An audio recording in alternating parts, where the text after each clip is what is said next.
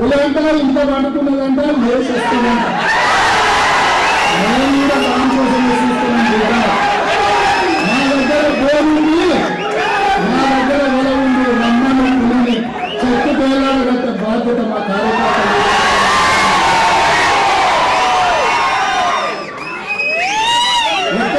కొత్త బోర్ల పట్టణాలు అందరూ వచ్చి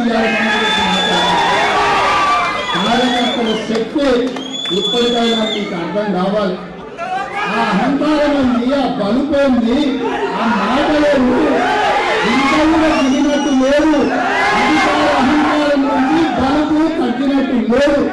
ఉద్యోగ పార్లమెంట్ ఎన్నికలలో ఆ బలుపును కూడా దించే పని మా కార్యకర్తలు తెలుసుకుంటారు.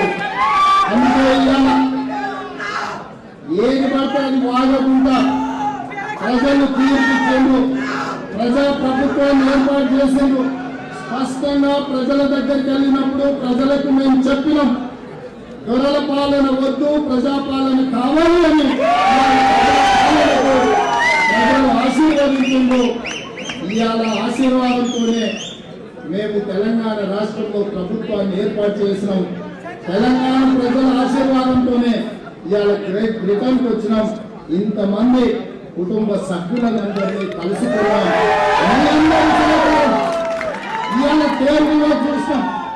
ఒకప్పుడు అక్కడ కలుషితమైన వాతావరణం, కానీ ఇక్కడ ప్రజల సహకారంతో దాని ఒక వ్యాపార కేంద్రంగా, అభివృద్ధి పర్యాటక కేంద్రంగా ఈ ప్రభుత్వం ఈ ప్రజలు తీర్చిదిద్దేది.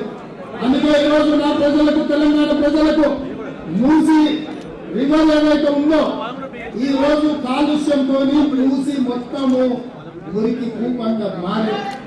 అందుకే ఈ రోజు పోటీ పడి మోర్ మూసి 2024 అనే ప్రాజెక్టు తోటి ఈ రోజు అమలు చేయాలని హైదరాబాద్ నగరాన్ని ప్రపంచ నగరాలతో పోటీ పడే విధంగా అభివృద్ధి వైపు నడిపించాలని 55 కిలోమీటర్ల మూసి రివర్ ను పూర్తిగా సజీవంగా ప్రజల ముందు సాక్షాత్కరించాలని ఇవాళ ఒక గొప్ప లక్ష్యంతోనే ఈ దేశం రావడం జరిగింది. ఇవాళ వాటన్నిటిని కూడా మా అధికారుల బృందంతో పరిశీలించడం జరిగింది. రాబోయే 36 నెలలలో ఈ రోజు మీ దగ్గర ఉన్న పేర్ రివర్ లాంటి రివర్ ని, మూసి రివర్ ని